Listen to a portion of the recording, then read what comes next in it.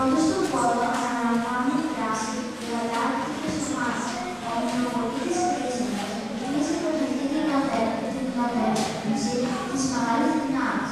Οι πόλεις φτιάχνουν μάλιστα και τη δική τους σημαία.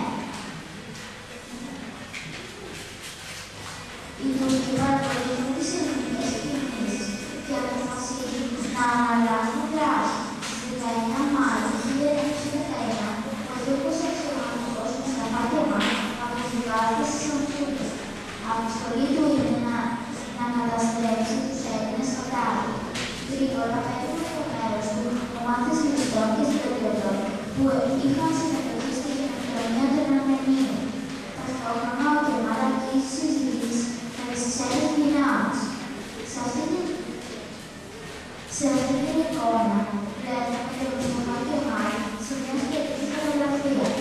Είναι η στιγμή που κατεβαίνει στη Σαχίδα με σκοπό να τελειώνουν τους Έλληνες.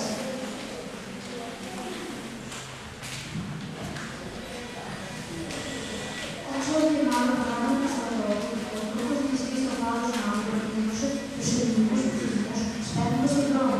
Σε συνεργασία με τον Κεμάλ προσπαθεί να εξορροπήσει τους πόδιους Αζάτες και βάζει άνω τον φουρτισμό και την ιδεολογία ότι το πολιτικό νόμο στους Αζάτες. Όσο προμετέχει τις μέρες και ας πανεγράφει την άλλη πολιτικό, νιώθει Γιώργη να μιλήσει με συγκινητικά λόγια για τους Έλληνες στην ελληνική δική. Εσφαλέσχει του ιστορικού στον δρόμο της Φυσικάς.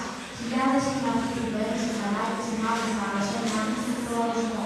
Άρα κατευθύνει το πλησί. Πρόσθεται στο Τουρκείο, η Λόρια κατευθύνει στη Ρωσία.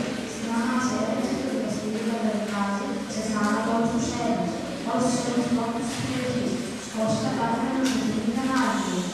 Ανεβαιώνει μας το στούντιο Ισλάμ καταδικάζει και είναι μόνο στην τουρκική ιστορία και η πρόσφατη λεγόταν μόνο μουσουλμάνους. Την ίδια ώρα κατεβάζει δίπλα. Είναι ένα δύο πίστη. Ο λαός είναι εξαπληρωμένος και δεν θέσει τίποτα. Αυτή η θέση θέλει να δημιουργήσει πολιορκό διάβολο μέσα στην Τουρκία. Στον Ανασύριο ελληνικό στρατός έχει πίστη στην εξηγητική προεδράδα και στο εσωτερικό της Μικράς Ασίας. Τους πόλεμους έχουν επέμβαση και στον τόπο τους, αλλά δεν παίρνουν απάντηση. Ο Κεμάλ κάνει επίθεση και διώχνει τον